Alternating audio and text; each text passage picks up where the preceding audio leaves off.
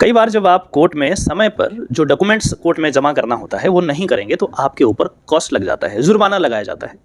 तो कई बार ऐसा होता है कि आपको स्पेसिफिक डायरेक्शन दिया जाएगा कि ये जो पैसे हैं, जो जुर्माना लगाया गया है, वो आप बार काउंसिल के अकाउंट में डाल दीजिए या डालसा के अकाउंट में डाल दीजिए या आर्म फोर्सेस के अकाउंट में डाल दीजिए, जो भी इंस्ट्रक्शन होगा वो करता होगा।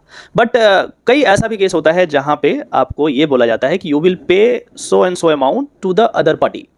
ठीक है, मान के चलो कि आपको डायरेक्शन था पेमेंट करने का 5000 पर मंथ और आप नहीं कर रहे हैं, आप पे कॉस्ट लग गया, या फिर कोई डॉक्यूमेंट जमा करना आपने नहीं कराया, आप पे कॉस्ट लग गया 10,000 5,000 जो भी है।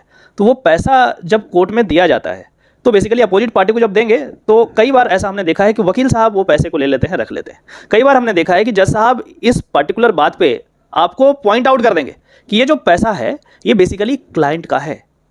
जो अपोजिट पार्टी पैसा दे रहा है क्योंकि उसने डॉक्यूमेंट समय पे नहीं जमा किए थे, जो कॉस्ट लगाया गया है वो दूसरे पार्टी का है।